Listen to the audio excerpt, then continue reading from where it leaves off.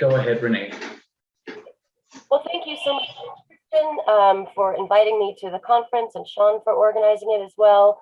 I have to say that the diversity, I think, in the group is going to be evident immediately, because the content of my talk will be very different, the style of presentation will be very different, and so I hope it works out and that variation is actually welcome.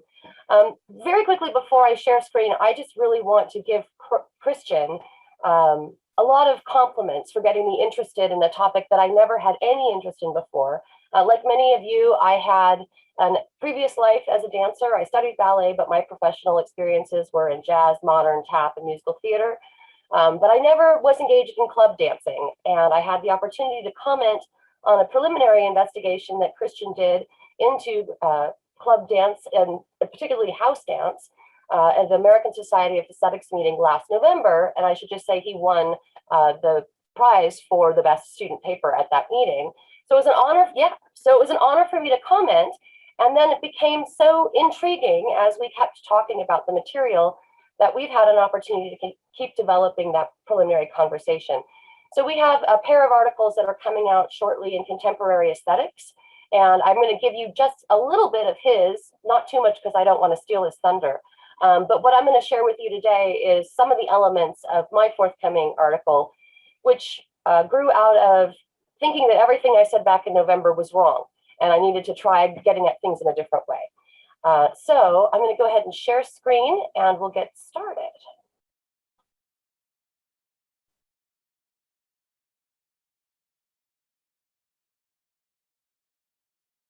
Are we good? Yes, we are very good. Great, thank you. It is always exciting to grapple with a fresh topic in aesthetics, but it's a rare treat when an author initiates reflection on an unexamined artistic form by employing tools forged in other philosophical domains. Christian Kronstadt's forthcoming article, Catching the Ghost, House Dance and Improvisational Mastery, is rewarding in both respects. It introduces the unexplored subject of house dance to the field of dance philosophy, and it illustrates how popular theses in philosophy of mind can be applied to the improvisational arts. In my published response to his stimulating project, I explore one way Kronstadt's treatment might be amplified to cultivate the new directions he proposes for contemporary aesthetics. Today, I'll provide a much abbreviated version of my preliminary reflections and recommendations, and I'll also invite Christian to flesh out his motives and some of his methodology for the project during the Q&A. So, Kronstadt deploys a methodology defended by Dominic McIver Lopez in his 2014 monograph, Beyond Art. This is to say that he seeks reflective equilibrium between bottom-up and top-down approaches to a particular artistic practice. And his approach was to conduct and analyze interviews with 7 expert house dancers, after which in the paper, he explores house dance as, quote, a paradigmic case of extended, embedded, embodied, and enactive cognition, and this to demonstrate, quote, how 4E theory can illuminate its artistic complexities. Now, the focus, as you might have guessed from the title of his forthcoming essay, is on this experience called Catching the Ghost, and he describes it in the essay in the following ways. It's an optimal state of improvisational mastery. It's a semi-spiritual high, perhaps like the kind of transcendence a dervish dancer might seek. It's a state of complete fluid attunement with an environment and hyper-awareness, a state of uninhibited creativity through a complete immersion and connection to the music and the dance environment. And Kronstadt's last discussion of Catching the Ghost concludes this way. Catching the Ghost is paradigmatically an embedded experience that provides the dancer with a sense of freedom exactly because the environment is scaffolding many of their cognitive processes. Now, a crucial quote drives much of Kronstadt's analysis, and it comes from an interview he conducted with the contemporary master of house dance, Cody Koflow. So Koflow reports, let me just move this over here, catching the ghost. It's like these weird moments. It's like a different plane of your conscious and subconscious element. It's like you become so much inside of yourself, but so much outside of yourself that you're hyper aware. But you're maybe not necessarily consciously choosing to do certain things. I might become aware of all the nuances and rhythmic components of the song. Like, I might start hearing things in a song that I would never notice normally. All of a sudden, I can become hyper aware of these things. And then there's this weird subconscious component where my body is able to do things, and it might be physically stuff I didn't know I was capable of doing. It's just the creative way it comes out. It's almost uninhibited. So by appeal to Koflow's testimony and the other 6 comments from the 6 other interviewees, Kronstadt develops 3 puzzles of improvisational agency that emerge from house dance contexts. The first, again, I have to move my screen here, is the puzzle of control, non-control, which might be expressed as follows. How can philosophers make sense of dancers' repeated claims that they are both in and out of control when they've caught the ghost on the club floor? The second, the puzzle of self-surprise and expertise. How can we regard a person who seeks surprise in her own physical abilities as an actual master of a dance form? And the third, the problem of artistic credit. On what grounds can we credit house dancers artistically for their improvisational accomplishments, particularly if these emerge from a state of controlled non-control, like catching a ghost? So Kronstadt's approach, then, is to draw on a variety of 4E-related tools to answer these questions. And these include, but are not limited to, participatory sense-making or collective meaning-making and understanding through interaction, social and physical affordances, environmentally dynamic systems, cognition as an extended process, and more. Now, Kronstadt does give us, with those tools in place, these resolutions to the puzzles. But since I, again, don't want to steal his thunder from him, I'm just letting him know I have them if we want to pull them up in the Q&A, but I'm going to skip ahead and talk a little bit about his approach versus mine. So 1 house, 2 approaches. Kronstadt's analysis isn't a defense of 4E theories, but it's an application of their elements to demonstrate how they might usefully shed light on an untreated dance form. And it's not merely untreated in philosophical aesthetics, it's also very difficult to find anything in dance studies. I think Christian and I may have found the only 5 things that are out there in the world by this point. So we hope to create more. Now, analogously, my analysis isn't a critique of 4E theses, but it's an application of other tools from philosophical aesthetics to demonstrate how some of these might resolve Kronstadt's puzzles and to open doors for focused analysis of house dance by philosophers of dance and other interested parties. So our approaches could be deployed in tandem, or they could be regarded as mutually supportive. However, my approach also demonstrates that Kronstadt has introduced a topic that's worthy of careful aesthetic consideration, completely independent of anyone's commitments or thoughts about the nature of mind or 4E theories. And so now, in the remainder of my time, I'm going to share excerpts of the article, and the focus will be on the relationship between music and dance, the vibe, and then the development of some thoughts from those particular reflections about the specifics of house to try to answer Kronstadt's puzzles in a preliminary way. So every historical treatment confirms that the emergence of house music drove the development of its associated dance styles, though the forms matured through mutual influence. Collective awareness of this genealogy might be one reason today's house dancers regard the music as kinetically essential, but a more significant part of the explanation is purely somaesthetic. It's grounded in the sonic structures crafted by house DJs who aim to sustain long periods of social dancing by mixing repetitive, bass-heavy tracks that encourage dancers to ride the rhythmic wave for hours on end. Furthermore, dance studies scholar Sally Summer explains that, quote, the sound has been engineered, that is equalized, so that some of the deep bass lines are not heard, but are felt as vibrations in the sternum, so that the dancer literally embodies the music. Cultural theorist Hilgon de Reitfeld concurs, describing house music when played in a club setting as a tactile entity. But what's the nature of the relationship between the music and the activities of those who crowd the floor? Nick Wiltshire's philosophical treatment of electronic music in general is a useful starting place. He begins by arguing that club music is made for dancing, asserting, quote, the main test of a record is whether it works on the dance floor, the main aim of a DJ to move a crowd.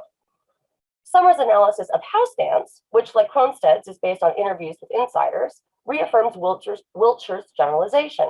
She remarks, house music has been specifically created as dance music. Non-stop music drives non-stop dancing. Now, Wiltshire makes 2 other observations about electronic music that apply readily to house culture. First, drawing on Tiger Roholt's theory of groove, he maintains that to appreciate house music properly, one must dance, warning would-be clubgoers, quote, you're not getting its groove if you're not moving to it. This appreciative orientation is also expressed in the lyrics of some house songs, such as, quote, you see, house is a feeling that no one can understand, really, unless their feet moved onto the sound of our house. Insiders even admonish, quote, it's a mistake to listen to house because it's not set apart from its social and cultural context. Wallflowers, beware. You have to move to understand the power of house. Now, second, Wiltshire contends that some ways of taking the floor will reveal a dancer's failure to grasp the aesthetic contours of the music, cautioning muggles or civilians, in other words, house dance neophytes, you can dance inappropriately. You can misunderstand the music. Wiltshire's generalization is again borne out by testimony of house insiders. For instance, one early house dancer featured in Summer's documentary Check Your Body at the Door maintains that responding to house tracks with the aggressive, hard-hitting physicality typical of hip-hop is a failure to grasp the sensual, modulated qualities of the music. Though it is appropriate to modify the style of traditional hip-hop moves to generate similar bodily patterns, as long as they exemplify fluidity and ease rather than force and flair.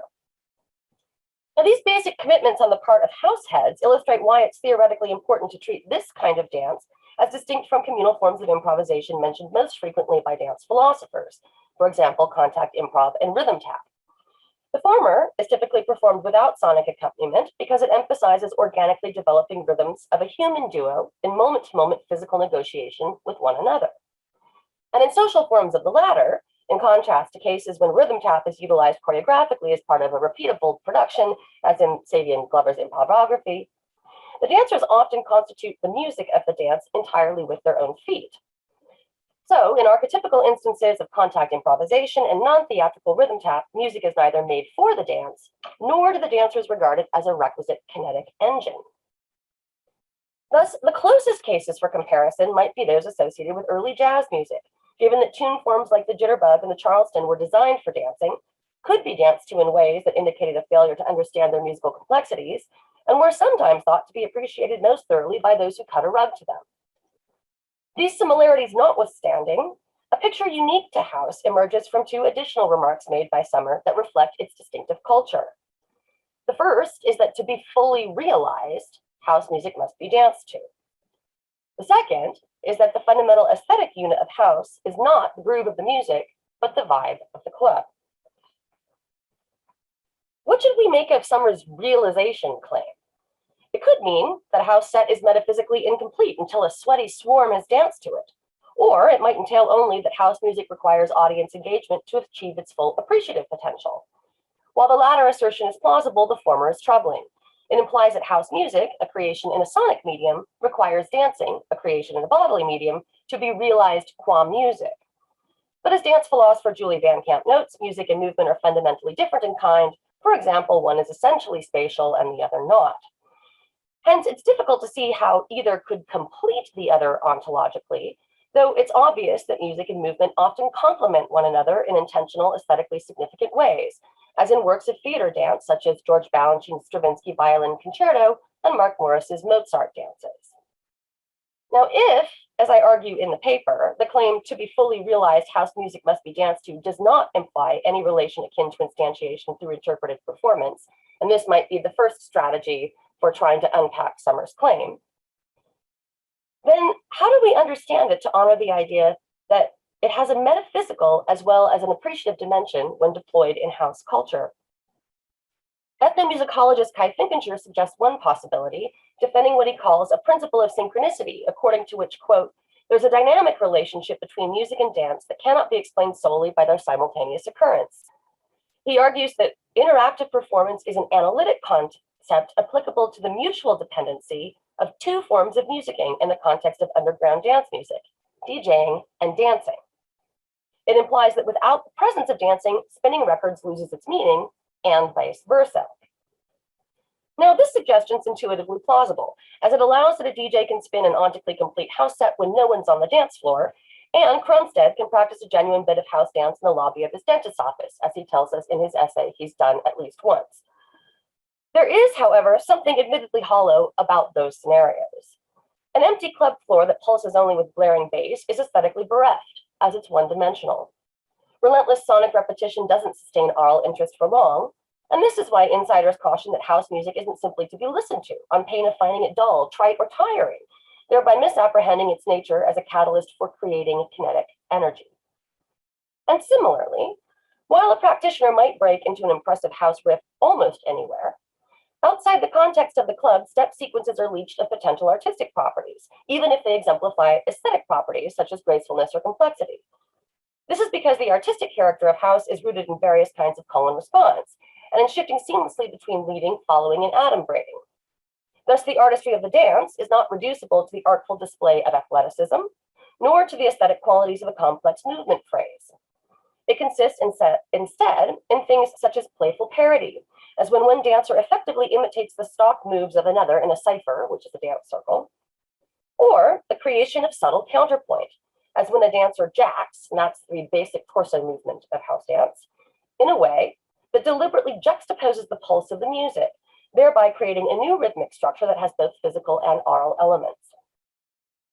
In addition, house dance is a conversational form of collective improvisation in which expert dancers often take turns. In contrast to contact improvisation, in which dancers shift between leading and following while constantly moving together, house dancers sometimes pause or repeat a basic holding pattern, such as a two-step or a cross-step, to watch their interlocutors so they can respond appropriately. Cronstedt's analysis emphasizes this aspect of what happens between people on the dance floor, but pays much less attention to the bigger picture implicated by Finkenshire's principle of synchronicity. After all, the DJ is in constant conversation with all the persons in the club at all times, and her choices acquire artistic value from her ability to read the dancers aptly. Thus, I argue, while the music and movement remain metaphysically distinct, that is, the dancers do not give life to a house track by interpreting it, but by synchronizing their outputs with those of the DJ, their artistic significance is established through interaction. They are mutually inflected aspects of a nonverbal colloquy between the person in the booth and the throng on the floor. And when things go well, a bit of metaphysical magic occurs. The music and the movement coalesce to create an emergent aesthetic object that plays a central role in house culture, the vibe. Now, suppose we regard dancing and DJing as interwoven aspects of a multimedia art form like classical ballet or opera, in which the primary appreciative object is the product of their communion, something like the point Eiley was making in her question, actually. Thus, the focus of aesthetic attention is not house music and simultaneously improvised dancing. It is synchronous improvisational house music and dance. Ongoing commerce between the dancers and the DJs can generate an emergent ephemeral entity called the vibe, whose felt presence is a crucial aspect of catching the ghost. And this takes us into Cronstedt's analysis. Now, although it's difficult to define, the vibe as described by house insiders has several salient features. It's environmental, interactive, fleeting, and some aesthetic. While the DJ provides the groove that motivates and supports the dancing, the vibe is, quote, the energy exchange between the booth and the floor. Thus, the maintenance of a vibe cannot be explained convincingly in terms of musical performance only. Finkenshire illustrates the nature of this transaction by offering an analogy to jazz. And this is a long quote from Finkenshire. Indeed, the interdependence of a rhythm section and a soloist in a jazz ensemble is comparable to that of the DJ and the dancers. The rhythm section shares with the DJ a focus on pulse and structure, harmonic and or rhythmic, providing a foundation on which the soloist can dance. Similarly, both the jazz rhythm section and the jazz soloist are relatively autonomous in their domains, as they're expected to make their own choices in terms of timbre, pitch, volume, phrasing, and execution, in relation to the performances of each member of the ensemble. While it is imperfect, this analogy usefully highlights the degree to which the DJ is also an improviser, though she works with pre-recorded tracks. For this reason, DJs can be regarded as more or less masterful at the art of spinning, or in the digital age, remixing, producing, or curating mediated music. This skill depends on the presence of dancing, because it's exemplified in the music maker's responsiveness to the mover's ever-changing needs, altering the tempo to give the dancers a breather after a particularly energetic song, sampling a lyric repeatedly to augment excitement or to encourage a feeling of communitas, or playing with the equalization of the bass line to amplify the somatic experience of the music as a shared external heartbeat. Furthermore, Summer argues, of all the formal qualities that constitute the essentials of house, nothing could be more ephemeral or more powerful than the vibe, the defining building block of the underground house scene. She also notes that the vibe is constructive, and resonant with the sense that a good party is in the making. This suggests that it's both an emergent aesthetic entity that can be appreciated and manipulated, and an achievement concept. Hence, the relevant normative distinction in the house community is typically between having a vibe and having none, rather than between having a good vibe and having a bad one. Now, several lessons can be drawn from this conceptual sketch. First, appealing to the vibe can make sense of the claim that to be fully realized, house music must be danced to. After all, the appreciative aim of house music is not simply to motivate people to dance, but to cultivate their movement choices and to generate enthusiastic exploration of new physical possibilities, as Kronstadt's interviews attest. But this can happen only if the DJ selection support multiple kinds of dancerly free play by being neither too fast nor too slow, if they encourage new movement thoughts by being diverse in melody or sonic texture, even as the same beat remains, and if they allow elaboration of a novel idea or exchange by, for example, repeating a hook enough times for it to actually be played with by the dancers. But of course, if there's no one on the floor, then the DJ cannot realize any of these artistic aims, and as a result, the music cannot be appreciated appropriately as being made for dancing. Now, second, and perhaps more important for this particular paper insofar as it's responsive to Kronstadt's suggestions, a multi-layered ontology is needed to articulate the appreciative structure of house dance. At the most basic level, we confront the music and the dancing, which are metaphysically distinct, though optimally, each reflects the other's formal properties and is responsive to its aesthetic contours. And when circumstances are congenial, these independent creative outputs coalesce to generate the defining building block of house, the vibe, an emergent entity whose qualitative character is not reducible to any single contribution or improvisatory exchange and supervenes on all of them. The DJ, however, has greater influence over this interdependent environmental creation than do the dancers, because she sets the initial sonic parameters and controls the vibe's modulation throughout the evening by reading the entire room with care. As Finkenshire argues, quote, programming is understood as an art that puts the DJ in the position of authority. The success of the ongoing interaction with the dance floor is his or her responsibility. The programming of sound and lights helping to create the vibe, which in turn determines the quality of a particular club experience. Now, this doesn't entail that artistic influence isn't bi-directional between the floor and the booth, but it does mean that the DJ's contributions are more significant in establishing the character of the vibe than are those of any single dancer. It also acknowledges that the music maker can manipulate the emergent aesthetic object to a greater degree than any other individual in the club. And as a result, the DJ's praiseworthy achievement is in facilitating dancers' experiences of catching the ghost, which, on my account, is a way of actively appreciating the vibe by partially constituting it through movement.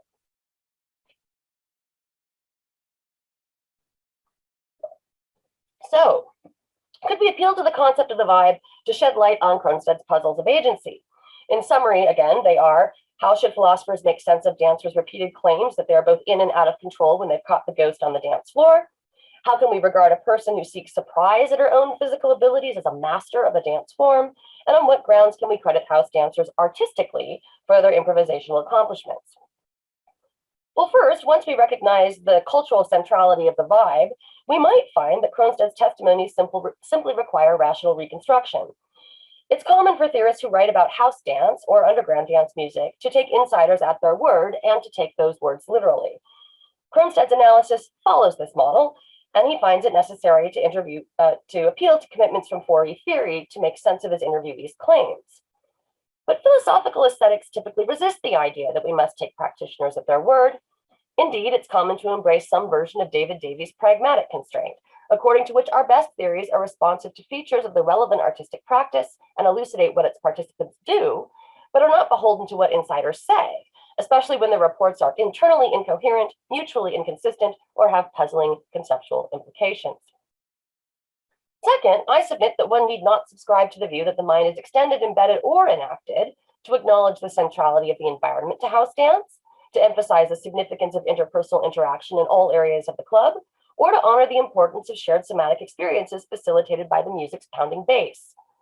Indeed, I think we can remain agnostic about the nature of mind and still offer an illustrative aesthetic analysis of house dance as an appreciably complex, which is to say multimodal and multi-layered, improvisatory artistic practice. And this approach may be desirable from a theoretical point of view, given that 4E theses remain controversial in philosophy of mind, despite their increased popularity in recent years. Thus, We can begin to address Kronstadt's puzzles by noting that while dancers do not control the vibe, they do exhibit individual agency in their contributions to it.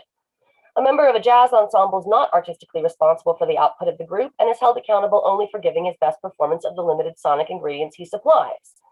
In the same sense the saxophonist controls his performance, but not the band's, the house dancer manages his contribution to the vibe while also being at its mercy.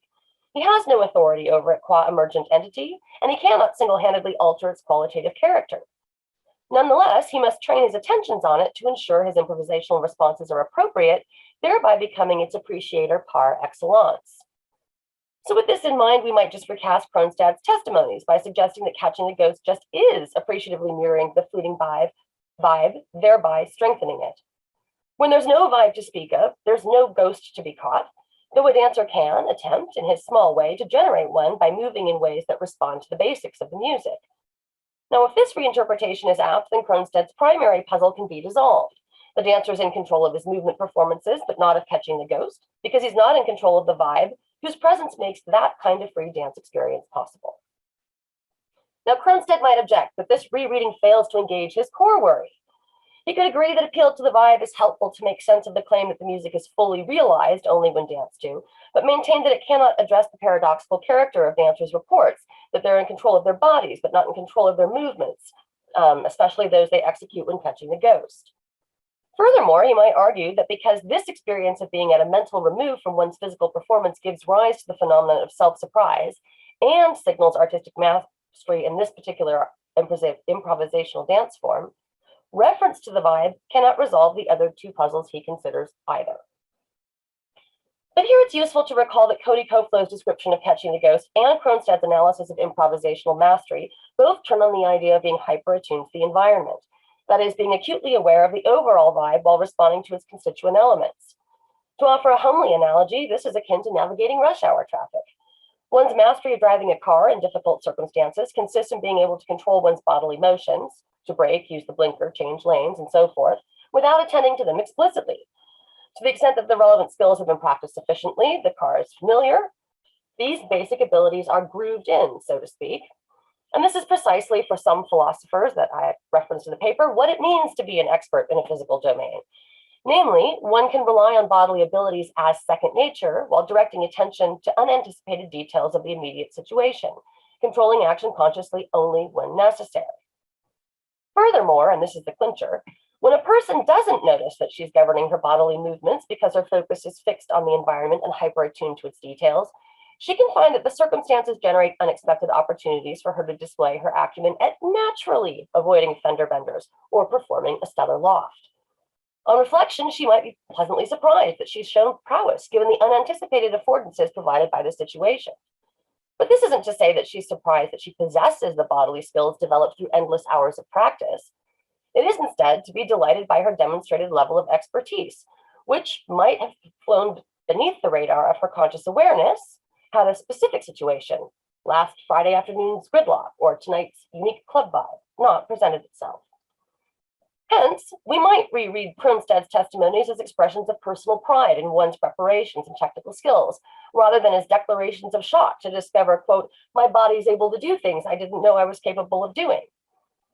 Now, this approach doesn't reject Kronstadt's references to couplings and dynamic systems, but it does suggest that a consistent aesthetic story about Catching the Ghost can be told without having to posit that mental states are partially constituted by the environment.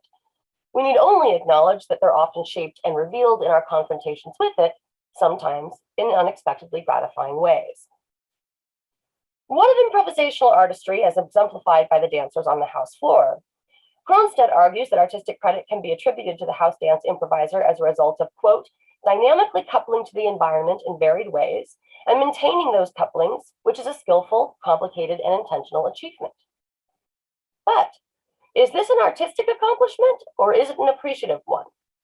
On my proposed reinterpretation of Catching the Ghost, it's the latter, though sometimes this form of appreciation can have artistic elements. So, and this is the last bit. When I hit the club floor in pursuit of that elusive ghost, that is my perceived connection to the vibe in which I implicitly recognize myself as an integral part of it, I attend to the work of the DJ qua interactive improviser while taking up the more physically direct invitations offered by the dancers on the floor. Hence, Hence, seeking the ghost is a form of participatory appreciation in which various artistic talents, such as the ability to make playful commentaries on others' performances or mimic a pop culture icon effectively, may be brought to bear, though one need not deploy such skills to demonstrate expertise in house dance. And catching the ghost can also be punctuated by accomplishments for which one deserves artistic credit, but again, it need not be.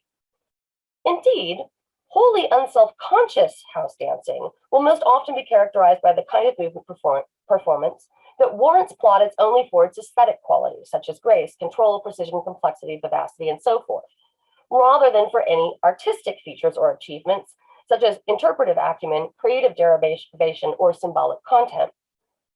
Were we to give artistic credit simply on the grounds that a person creates a novel movement sequence in real time, we would be forced to countenance everyone who jostles effectively through a crowded subway station as a potential recipient of this brand of recognition.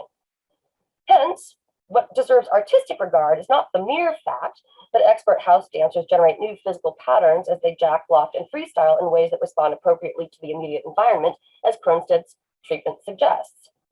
Rather, this form of acknowledgement is justified only when, to borrow from Arthur Danto, the dancers move in ways that embody publicly accessible meanings or generate the possibility of the temporary vibe becoming artistically meaningful to others in the house, including other expert dancers, civilians, appreciative onlookers, and, of course, the DJ. How is such meaning-making pursued and achieved? This is a complex topic that invites further reflection on Kronstadt's engaging introduction to this aesthetically rich world of house dance. And in particular, it encourages a serious philosophical analysis of the multifaceted house world norm to check your body at the door. So stay tuned for part 2 of my constructive responses to Christian's innovative research project. And many, many thanks to him for inviting me to share some of this today and for inviting me into the project in the first place. Hey, let's give Renee a big hand here. And I think if you can unshare your screen, that was wonderful, especially to see someone engage with my ideas like that. It's great. I have a queue of questions here. So I think, Sabine, you have the first question. Yes, thank you for that firework, Renee. I'm really totally like flashed. It's very interesting. I don't know anything about house, and I feel a little shameful that I don't know Christian's paper, if it's so famous. And Christian, it would be really cool if you could share it with all of us, so we can look at it overnight. I'm very curious now, and I was just trying to make sense of it. And house is obviously a community of practice. So I'm comparing it, of course, to the communities of practice I come from in dance. And so I was wondering a couple of things. In the beginning, you were talking about something like optimal, something for improving mastery and stuff. I was thinking very much of the flow concept of Csikszentmihalyi. I don't know whether you know anything of the flow concept of Csikszentmihalyi, but that's something that we get into no matter what kind of dance we do in terms of, so that's maybe something to say how that relates to that. Then I was thinking of my community of practice of flamenco. I was doing flamenco for a while, and there's this concept of the duende, which seems to be somehow related to what you were talking about when you were talking about the vibe, or catching the ghost, because the duende is also a ghost that comes when everything is in sync and everything falls into place and people are all together, and then there's the improvisation above this all togetherness. And that's when the duende comes. So just maybe a relation to these concepts of possession almost that may come with these practices. And the third thing I was wondering is, the role of the DJ. I found that very interesting. In capoeira, we have the person at the gunga who's playing the big berimbau, and he's in charge of the communication of all the dancers, singers, clappers, and the other instruments. So maybe that's also a similarity or a parallelity. So I'm just having all these questions in my mind, whether I'm totally off or whether I'm somewhat on, because I don't know anything about house. Just that. So let me start by saying Christian's paper and my paper are in process. They haven't been published yet, so you don't need to feel any guilt. If Christian is happy to share a draft, I can also pull up some of your solutions. I have those if you want me to share those, Christian, that's up to you. So hopefully by the time they're all cleaned up and edited as they should be, they'll be a helpful thing.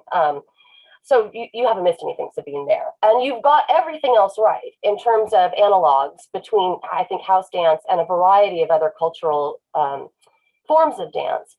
Part of the paper and that I didn't do is why I think it's important for us to not start by analogizing. So because it's very easy, I think, for us to want to say, well, house is going to be like these other features. What I would really like to do for us to investigate it as a very distinctive form, and this only came out because I'm an armchair anthropologist when it comes to house. I've not done it, so I feel terribly guilty. And so when I first was thinking about it last fall, I had the same reactions you did. These are all recognizable concepts. We see them all over the place. So why is this interesting? It's just another dance form that we can apply all the same things to.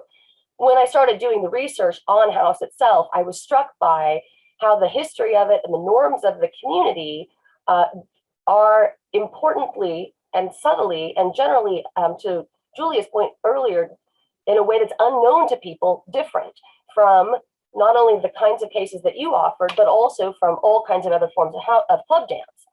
And I think one thing Christian and I have discovered is that those differences haven't been published very much. So what would be great would be to be able to set out kind of the framework of house and then say, and so there are these sort of analogous practices. But I mean, one thing you mentioned, like that I'll just focus on here is the idea of dances that involve possession. They're not looking for possession. And they're all, I mean, it's very clear, as according to other kinds of house dances that happen in clubs. They also don't like to do it when they're under the influence of drugs or alcohol.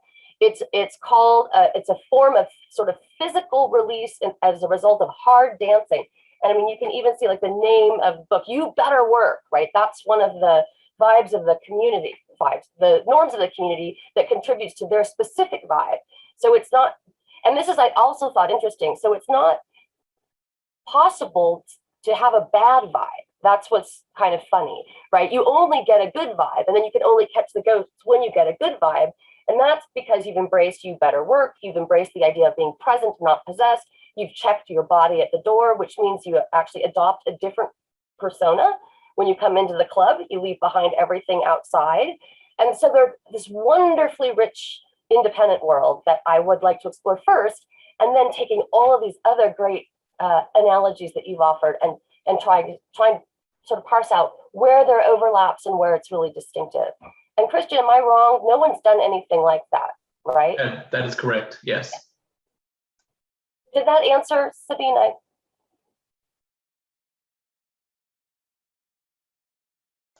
Good. Thank you for that. That was wonderful. Next up, I'm hoping I'm saying this right. I have Gediminas.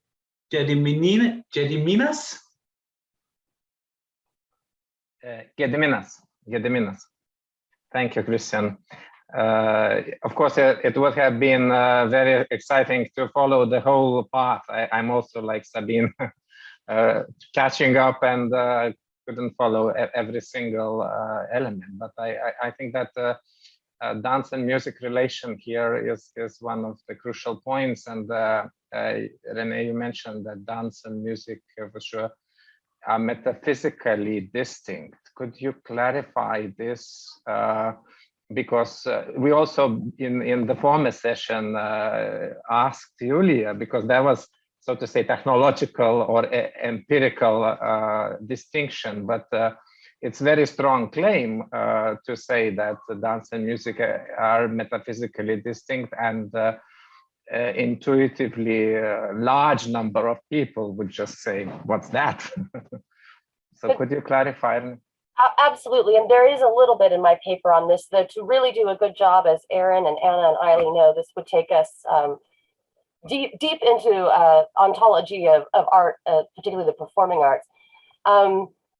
So very roughly, just from an ontological picture that I think many of my colleagues would take issue with, music is tones in time. Let's just say that, like in its most basic incarnation, whereas dancing, whatever else it might be, seems to be movements in space time, right? So they're fundamentally different kinds of things. And my point then was that one can't ontically complete the other because they would be two different kinds of things, but they can complement one another in mirroring one another. They can have isomorphic relationships. They have lots of counterpart relationships that we design. For example, in classical ballet in Swan Lake, we design those relationships, and we can also design the relationships themselves to produce then the additional object of appreciation, right? The emergent object. So the ballet Swan Lake, as distinct from its music and its dancing, which we know are ontologically distinct just from Julia's presentation, since she's showing the dancing without any music, right? Now, they may not be expressively complete without one another, but that's a different issue, right? So we're just talking about, and this came up because Christian and I were trying to figure out whether you could do house dance if you weren't in the club. What would you be doing? And it seems clear that you can practice house dance steps. You can do it in an alley. You can do it anywhere, but you can't get to this particular experience he wants to cash out of catching the ghost unless you're in the club setting, because that depends in part on the vibe, which is an emergent entity that comes from a really good relationship that night between the DJ and the dancers on the floor. Yeah. So, in phenomenological tradition, that would be research on consciousness, which could be very interesting. I'm not sure I could accept this space-time distinction, because dance is also has temporal structure. You cannot take out from that, so that there is no resolution between dance and yeah, in the paper, the claim that they would be making is that the dance would be completing the music. And I think music can complete dance because dance has a temporal dimension and so does music. But dance can't complete music because dance also has a spatial dimension that music doesn't. So that's sort of very roughly kind of a sketch of a thought for why you might think of them as metaphysical. Yeah. I would add the aspect which may complicate the question from phenomenological, particularly Husserlian perspective. And there is the aspect of kinesthetics, which does not precisely match with the dance. This is much broader, and it could be the platform for both, in fact. But I will stop. Maybe others have questions. Yeah, no, I love that. Thank you very much. I should draw in a kinesthetic element because that, and I only mention it briefly here, that shared external heartbeat that they equalize the bass to do, that's a really important part of understanding the music and generating the dancing. And so kinesthetics in the broader sense play a very significant role. Thank you for that. Thank you. Very good discussion. Thank you. Thank you. Yes, that was a great interaction. So we have quite a few questions. So I'm just going to keep going down here. I have Aaron next. Hi, Renee. Thanks for organizing this, Christian. So I wanted to ask about the claim that house music requires dancing for appreciation. So 3 thoughts quickly, though. First, I mean, just picking up on stuff that Paul Taylor says in the chapter on funk in Black is Beautiful. You know, it's as a matter of fact, people do listen to James Brown without dancing. And as a matter of fact, people do listen to house and footwork without dancing. We've got to make sense of that. They seem to be appreciating it. So that's the first thing. The second thing is, if, you know, historically, of course, lots of forms of music and dance sort of emerged together. If you were looking in 1975 at hip hop, you might say you can't appreciate hip hop music without dancing. Obviously, that's false. Now we know it's false, but it looked that way then. And finally, it seems like if you want to retain some relationship between dancing and appreciation of house music, I'd suggest you might go with imagined dancing, allowing you to underwrite appreciation. So just some thoughts. I'm just skeptical. I listen to a lot of dance music without dancing. So I'm kind of skeptical of the claim. Thanks, Renee. Thanks, Aaron. So I'm with you. When I first read Nick Wiltshire's paper in which he was defending these claims about electronic music, I think I wrote down all these things that you just said, with exception of, I forgot about the Paul Taylor chapter, so thank you. I was like, this is nuts. No, just can't be right. But then the more I read from the house culture community, including the musicians, they actually endorse this as a norm, right? So whether it's accurate from our analytic perspective or not, it's actually a norm of their community. And so then I was trying to figure out, well, if you were to endorse it as a norm, what could you mean by it? And what you might mean is you can't get to the appreciation of the music as a generator of kinetic experiences of these kinds unless you're moving. Like you can appreciate all kinds of other elements of the music, but you can't actually get there unless you're physically moving. Could I do it by imagining? How good an imaginer am I? I mean, I think, I think that's a really tough question. And I'm not saying I endorse these claims either, Aaron. I guess that's the other thing I would say. I'm only trying to explain what that community might mean by them. And then I think we should talk about whether the community needs some more rational reconstruction of some of its claims. Because these were claims I didn't rationally reconstruct. I took, because so many of the people I saw interviewed said this, including early house dance musicians and everyone else. But Aaron, tell me, when you listen to hip hop, tell me what that's, I don't know, tell me what it's like when you listen to hip hop as opposed to dancing to it. I was just going to say before I mean, I don't know. It's what I listen to all the time. It's what it's, I mean. But the lyrics, hold on a second. I was just going to say one thing.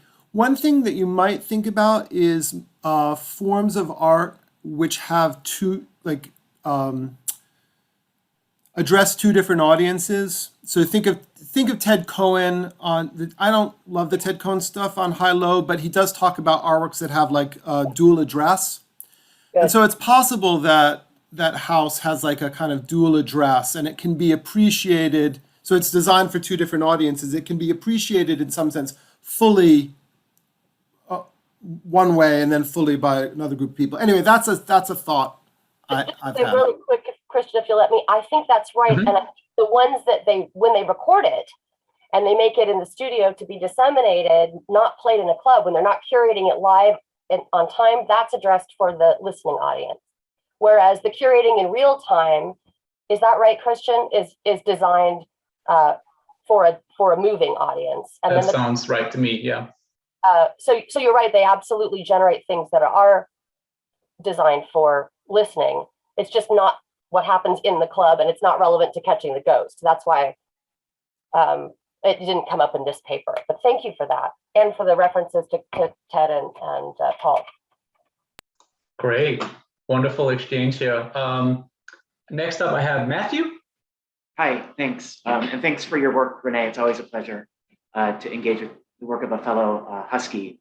And I want to tag also that there's a forthcoming House article on rhythmic virtuosity in a special issue of the Journal of Dance Education on 4E cognition, written by Ojea Cruz-Banks. It's also going to include an article by Christian Cronstedt and Robin Conrad, both of whom are here. So what I've been thinking about is that the fact that House is an Afro-diasporic form, and potentially within like African philosophical traditions, music and dance are not ontologically different, right? So the ontological problem kind of between music and dance from the Western perspective may not be the same within the perspective. And then that also makes me curious about things like control and non-control from an African perspective might not be contradictory, or things like surprise and expertise from an Africanist perspective might not be contradictory. So I'm just wondering about how it might be productive to engage African philosophy in extending or these arguments. Yeah, I mean, I think that's right. And it was something I started to look into just a little bit because I had, again, a similar intuition that maybe these were not concepts in tension in certain communities. I think part of the difficulty, and Christian and I talked about this a lot, is which kind of house are we talking about? So there are so many different kinds, and it's changed so much since its beginning roots. And what I was focusing on were really the roots here in Chicago in that grew out of disco in the late 70s and early 80s. And those roots, of course, have some reach back to African traditions, but when you watch or listen to those original people who developed this stuff be interviewed, those are not the concepts they're using to explain what they're trying to generate. They're trying to generate a community where they can leave behind all the problems of their life and engage in something that basically takes their mind away from the identity that they live here at a rough I live outside of Chicago now, so in this rough city. And so now we have all these iterations and developments and other things that may make more contact with the African traditions as you're thinking of them. But my sense of it is, especially in Chicago, but also in New York, the original versions didn't have that orientation, which is why I mentioned it a footnote, that one of the reasons that I think rhythm tap and house dance are much more similar is because they both have roots in African-American traditions in terms of cipher dancing and things like that. I mean, just American African traditions, right? So there's some roots that overlap, but I think you're right. It's another, because we're in largely uncharted territory, except for these great new articles you've told us about. It's another thing that deserves to be addressed. And I certainly couldn't do everything justice in 30 minutes. I'm sorry. But thank you. It is hard to do everything in 30 minutes. I know that feeling very well. Next up, we have Cynthia. Oh, thank you again for a really interesting presentation. I would like you to say a little bit more about vibe, what it is, and in terms of it as an affect. So I was thinking of various things. So you were saying it's basically a positive affect, energy, but it's not going to be the same thing as happiness. To get back to the earlier presentation. And so I was thinking of parallels with resonance theory. You're saying that there's not really such a thing as a negative vibe, or it's more that it is only positive. In any case, in resonance theory, either situations resonate or they make us feel alienated. At least that's one approach. And so I was thinking with negative vibe too, like if I get a positive vibe off your presentation, which I did, in a way, yeah, it does have to do with energy. It seems like it energizes, and negative vibes can drain us of energy. I don't know, is there something, can you say more from what vibe is as an affect? It's not the emotion of happiness. What do you mean by vibe? Is it like resonance? What is it? I think resonance is a lovely word to use here. And I was surprised because I would have thought too that you could walk into a club that had a negative vibe, right? Nothing's happening here, or people are dancing in the wrong kinds of ways. But actually, it turns out that house, because it doesn't have that, it's very much about peacefulness, tranquility, and community. And so it doesn't have the combative elements that you get with hip hop. The music is regulated between 115 and 130 beats per minute, so it's not really too fast.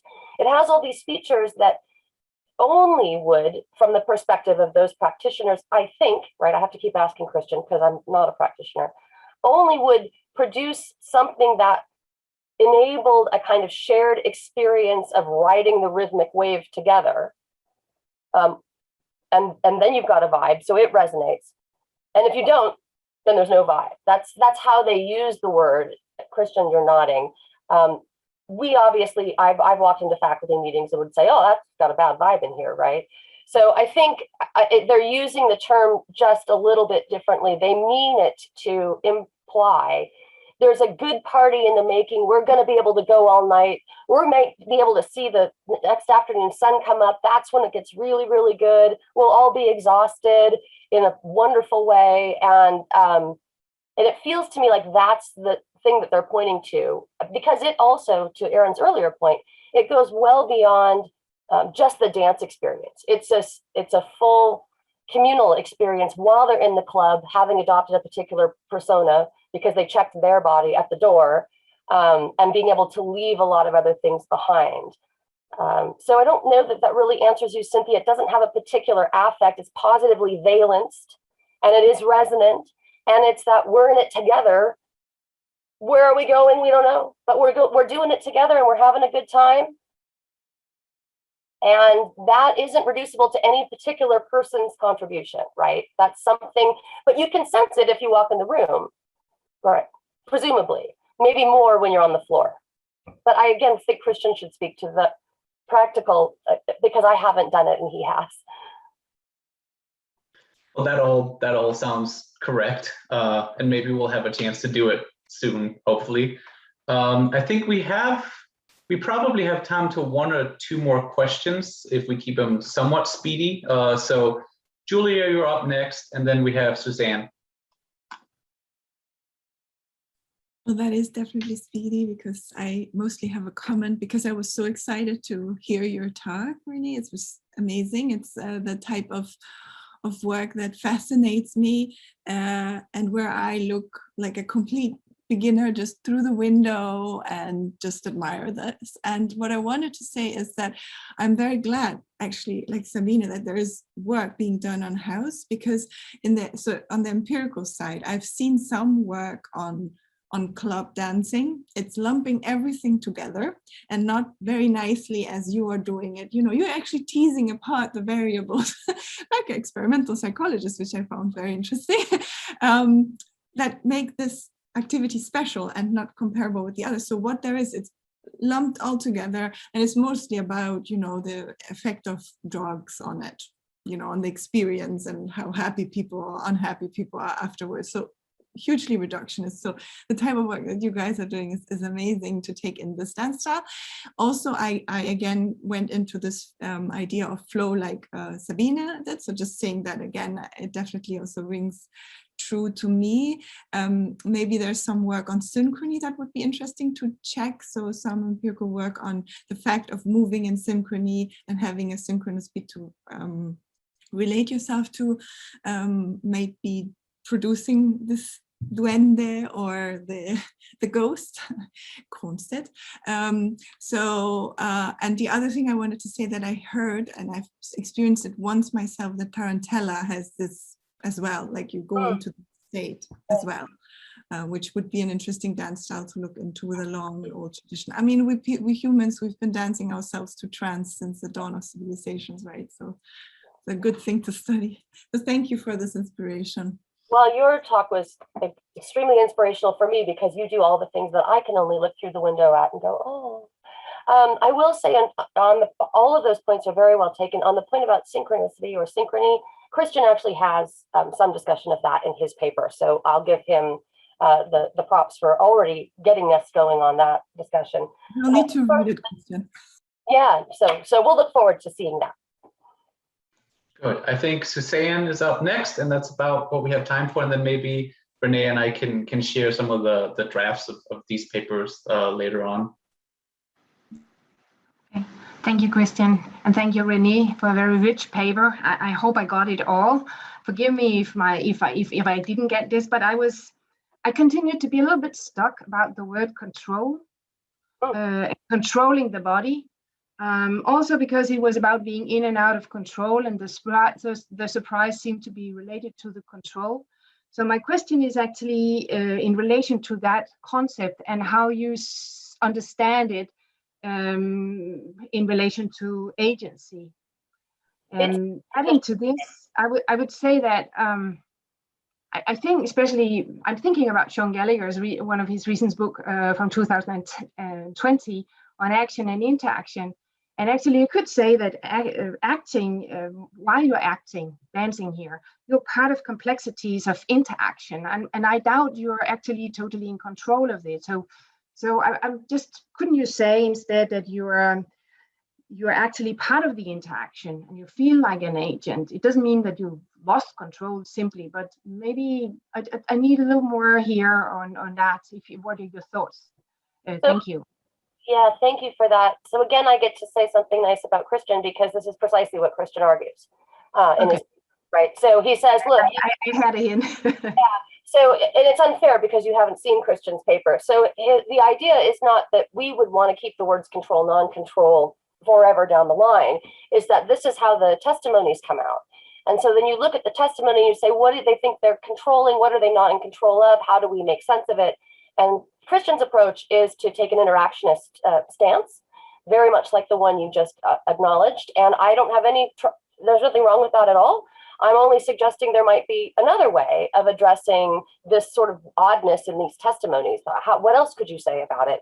Well, you might say that they're in control of, that is, I'm the agent dancing in my body, even if I'm not, consciously aware of every bit of it.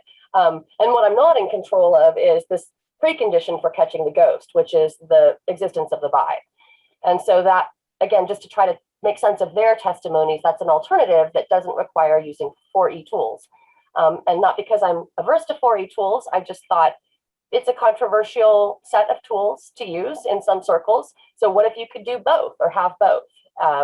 And I think maybe Christian's way will end up being much more congenial, Suzanne, to your approach. But I was just trying another option. Okay, thank you. All right, let's give Renee a very big hand here. That was excellent. And I think we've had some really, yes, let's do these. We've had some excellent conversations today. Yes. So that concludes it for today. We'll be back again tomorrow, 11 a.m. at Memphis time. I will leave the room on for a few minutes if anyone wants to just chitter chatter a little bit, but otherwise you are all free to go. I think this was wonderful. I'm very excited for the rest of this week. So thank you so much, everyone, for being here. Thank you to Julia and Renee for these wonderful talks. And yeah, this is going to be great. Thank you so much, everyone.